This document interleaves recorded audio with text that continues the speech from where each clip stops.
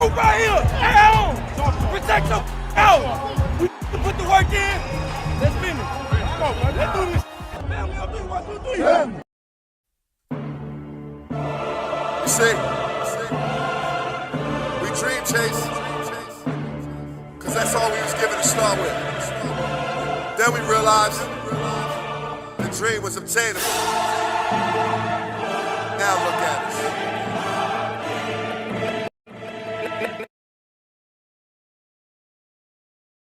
What's going on, Eagles Nation and TMTP family? Welcome back to another episode here on the Main Thing Podcast Presents. It's your boy, Mr. Owens, and after further review, the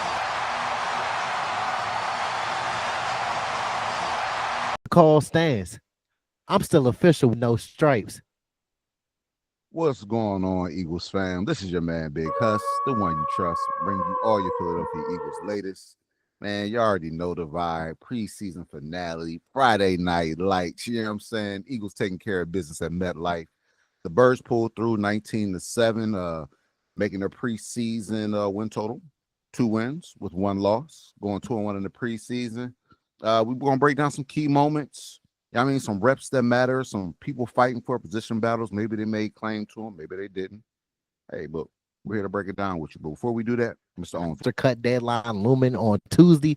You know we get that insight for our supporters. But to our loyal supporters, y'all already know it's all love. Thank you for y'all continued support. To our new supporters, welcome to the community and our family. But let's all continue to work as a community and a family. Please make sure to continue to like the videos. It helps with the visibility in the algorithm. Disrespect that comment section. Share and subscribe to the community and our content. And last but not least, don't forget to do this.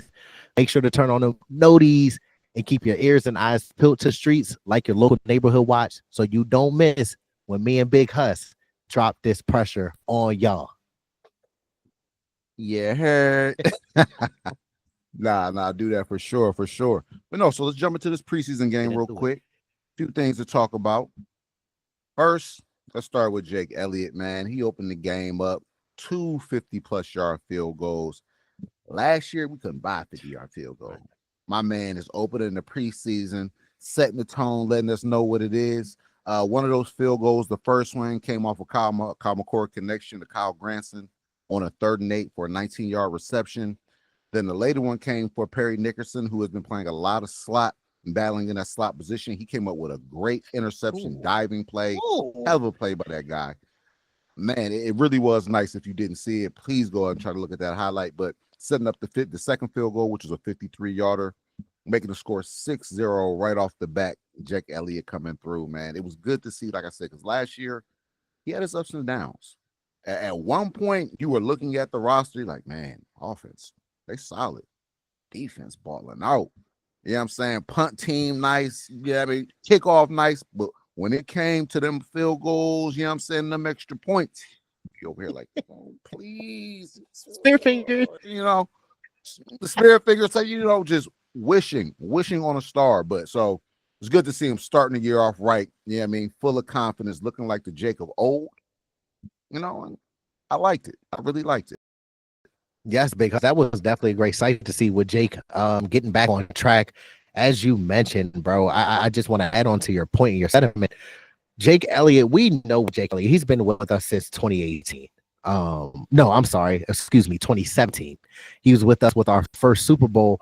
And we know what Jake can provide and the type of caliber of player that Jake is. So from him last year, missing those 50-yard field goals, and then we're looking at other teams and their kickers just drilling 50-yard field goals like it was nobody's business. It's great for Jake to get back on track. And we're looking forward for him to have a huge season for us for 2025. And then now, because what's it called, on to second half, because we know that this last preseason game we had a lot of people on the roster bubble, and then people trying to make the 53-man roster. But in the third quarter, one person who we talked a lot about off camera, because and we've been talking about a lot for the past month or so, is Montrell Johnson Jr., our undrafted free agent. He scampered and punched in a 15-yard tie down. had the crowd building energy and momentum. It's great to see a physical style runner that runs north and south. And as we mentioned on our last content, because he reminds us of Carell Buckhalter. Not the biggest back, but not the smallest back, and one of those type of backs that will fight for those extra 1-2 yards in that hole.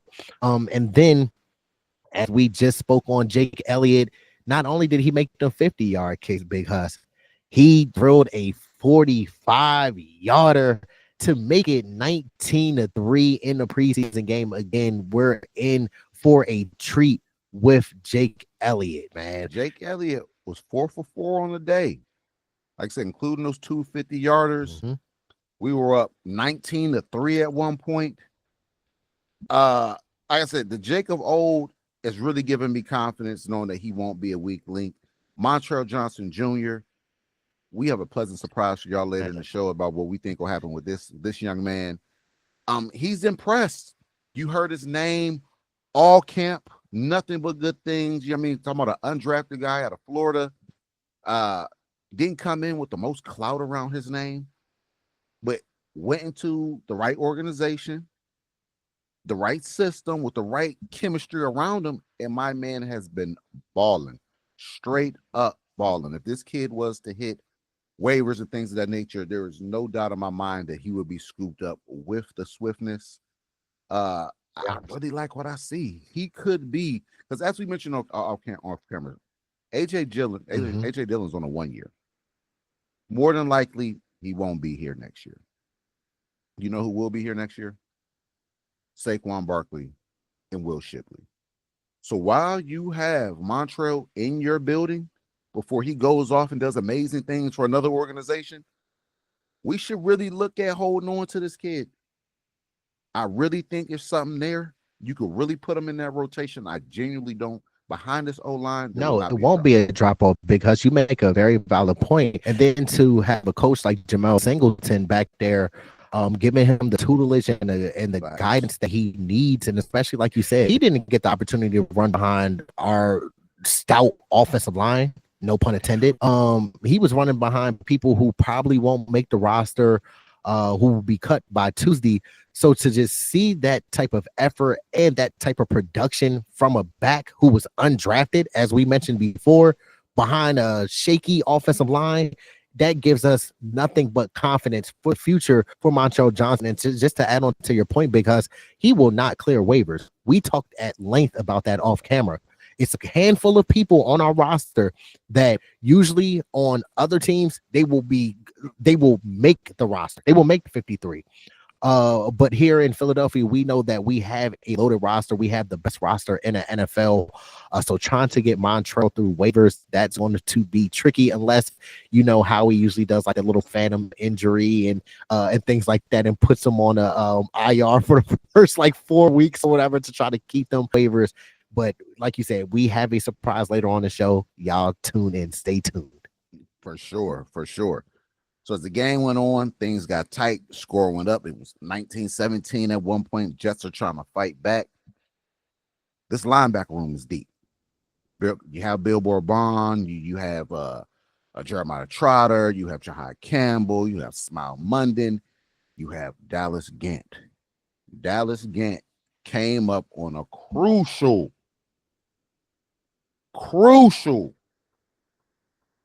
fourth down goal line stand, mano y mano. Was me and you in the hole.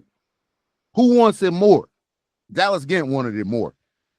Look, we had turnovers galore in this game, but this fourth down stop was one of the biggest plays of the game. Unfortunately, Dallas Gant more than likely won't make the roster, but a play like that is putting other teams, you know what I mean? You showing them other teams something like, hey, I ain't no slouch. I'm not just out here. I'm not accepting just being a practice player or a role player, whatever it is. I want to play. So big play from him. Me and Mr. Owens, we spoke on this guy at Virginia Tech, APR, Antoine Powell Rowland. He came on in the second half. We haven't really heard a lot about this guy, you know what I mean, throughout camp and things, even through the first couple of preseason games.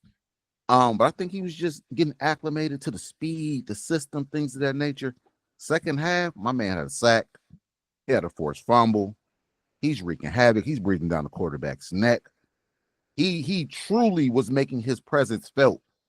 And it was good to see because, like I said, you really hadn't heard anything from this kid. Yeah, I mean, he came in, with a little bit of, a little pedigree there, had like 16 or so sacks plus sacks his final year at Virginia Tech. I mean, this guy could rush the passer.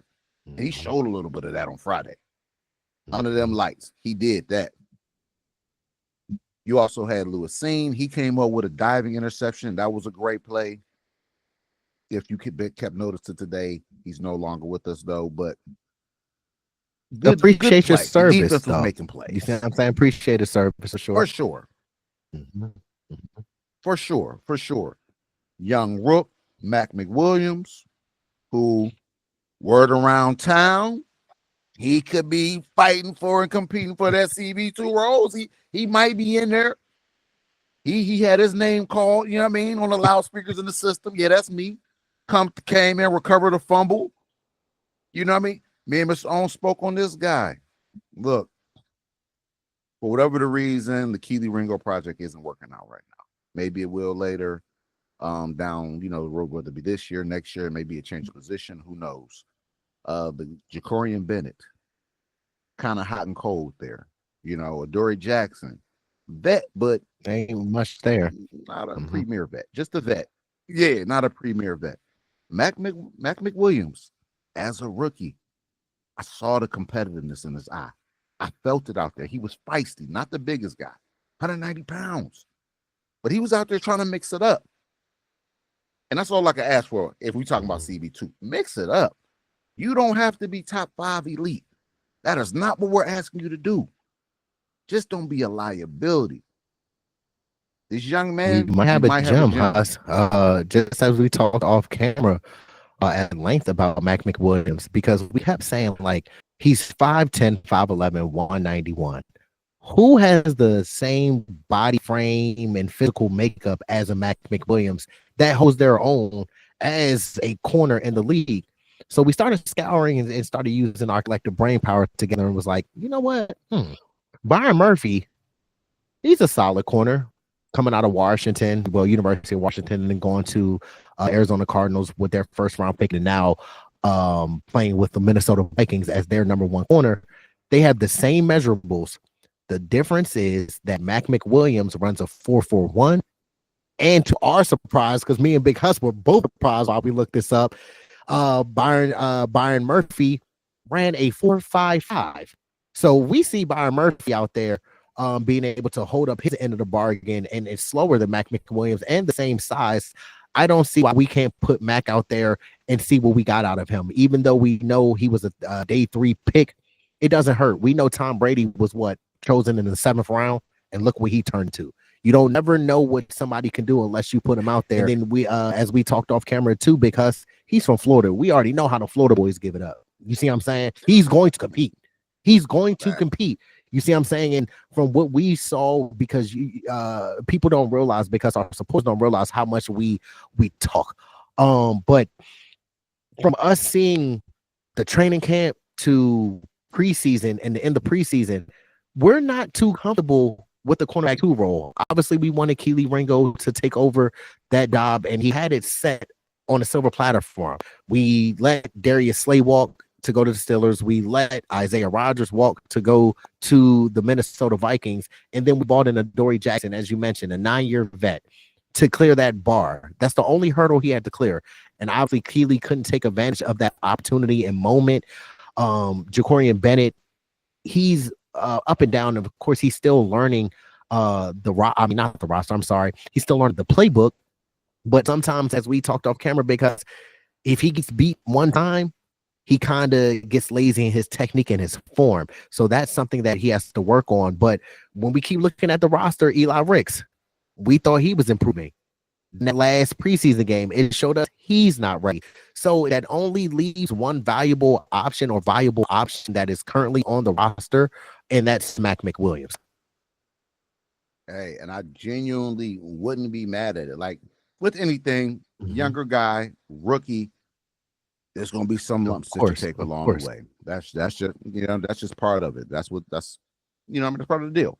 But the experience that he's going to gain along the way is going to pay dividends when it matters most. I just want a CB2 that when Jaden Daniels or Dak Prescott looks across the field and he looks at the cornerback and be like, oh, we're going to this guy all day, every day. I don't want that. Just don't be that. We just need to CB2 does not picking me. Stop picking on me. It's him. That's who we want, So it's just if Mac Williams can be that and be a rookie, and then you talking about you have probably the youngest possible cornerback tandem, best cornerback in the league, they could be a serious 1-2 punch with this front seven. Ain't Q from Florida too? Q's from Florida. I believe Q is from Florida. Yeah, he is. So you already know how, what's it called, when you from a state, you feel me? You gonna help your fellow brother. Come on now, ain't gonna let the Sunshine State fail. For real. So you had Kyle McCord played the entire game, therefore solidifying that he will be QB3 as of now. There were some moves early in the day that me and Mr. Owens will discuss with you here in a few. But he finished the game 15 of 35. Wild work. 136 yards, accuracy 42.9%, and an interception. Terrible. It was a terrible showing for Kyle McCord. He had people open on out routes and such, where I understand. I mean, it's timing. A lot of this is timing, and you don't. Well, I guess in this scenario, they would get a lot of reps. They've been practicing together. They're all training camp with these guys. I know you bring new faces in here and there, but he wasn't pulling it when he had to. Let the ball rip. Therefore, throwing the timing off, allowing the defense then to catch up, and now your windows are closed. There were just some openings where he should have let it go when he didn't. This guy will more than likely end up on the practice squad. He'll be with the Eagles there. I don't believe that he will make the 53-man roster. There's just a lot. There's some good, but right now it's a lot of bad. I mean, they kind of got to iron that out. Now, as far as the receivers go, we got our first look at John Mechie, especially with no Johnny Wilson out there. We got our first look at John Mechie. First grab, strong grab, seen a little swag at him. I was like, okay, this might work. You know what I'm saying? He may have had another catch later, but you also seen some drops in there. And you could put some of this on him, and I haven't practiced with this quarterback, you know what I mean? So, we're not all the way in sync or whatever, but John Mechie has to, if he wants to be wide receiver 3, because wide receiver 1 and 2 are lock. Nothing's happening there. If you want to be wide receiver 3, then you have to be consistent. I mean, you started strong and finished strong. I'd like to see that out of him. Anaya Smith wasn't his best game. He had a couple drops, a couple special team mishaps. It's just the first 2 preseason games were definitely his better games. His third one, I don't know where his head was at. Darius Cooper, more than likely, will make this 53-man. He remains consistent. And I'm really curious to see how we use this guy. But wide receiver room, Anaya Smith probably won't be here. More than likely. If we're just talking about people who are going to get cut, I believe Mechie and Darius Cooper are going to hold one in that 3rd and 4th spot. That 5th guy, we'll talk about. Yeah, crazy too, because as you said, it seems like the Eagles really like Anaya Smith. To me, I don't see him pop on the film. Even in the game, he doesn't make plays. He caught the one slant. Okay, I don't see you push down, stressing the defense vertically. I don't see you making any plays on special teams in the punt return game. It seems like he's just taking up a roster spot for somebody like, I know that he missed about a week or so with a shoulder injury, but somebody like Elijah Cooks, somebody who gets on the field and it's able to make plays. Anaya Smith will take that roster spot, but I mean, I'm a trust in the Eagles, as we always do, to make that correct decision with the wide receiver room. But I really feel that Anaya Smith is going to take up a spot for somebody who's more deserving than him. He's going into his 2nd season from last season. Isn't that the player? Shout out CJ. Ain't that the player that CJ said he ain't done S all camp? If I remember correctly, if my memory serves correctly, said he ain't done S all camp. He ain't do S all camp this year either. So I don't know too much about Anaya Smith, but again, this is one of the best receiving rooms that we have had in a while. Of course, we had like the Dorial Green Beckhams and the Travis Fulghams and the Greg Wards, people like that. I'm not trying to take shots at them, but this is one of the best receiver rooms we've had. But switching gears over real quick to what this means for the Eagles now. So, of course, as we said, the final roster has to be shaped and into form on Tuesday. So this is momentum into the final roster push. The Eagles, again, as Big Hus mentioned earlier in the video, closed the preseason 2-1. Our confidence is up and the competition is hot, except for the CB2 position, which we still have a question mark with. But we all trust in Howie. Howie will make the right decision with that. But then also the roster questions were sharpened. The depth battles at corner, receiver, linebacker, and quarterback needed clarity in the as training camp wrapped up. Also, special teams and defense need waves to finish out the training camp strong. We know Jake Elliott, Dallas Gant, Lewis Seen, who's no longer here, Antoine Powell Rowland stayed locked in. Guy. Look, he's going to be somebody special. To have him fall to the 7th round pick and him being there, that is amazing. To stash him on a practice squad and to get coaching and coach him up to the fullest, we're going to have a gym with him in Philadelphia. And now just some key highlights and storylines to watch as the preseason comes to a conclusion.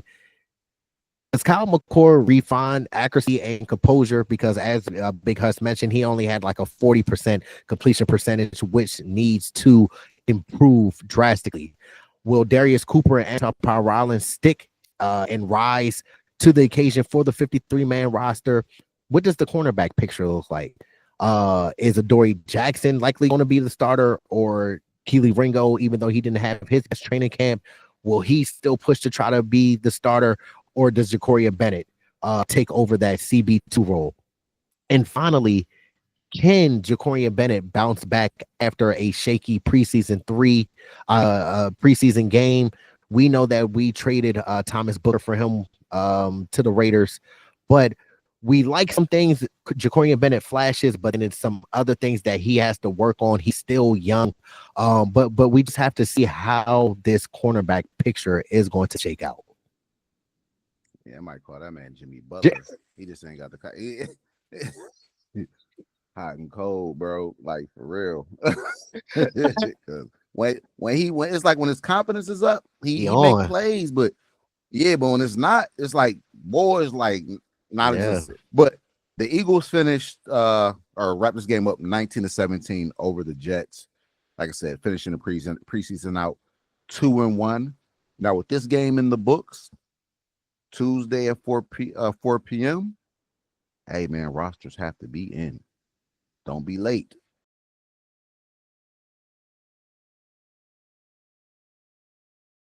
It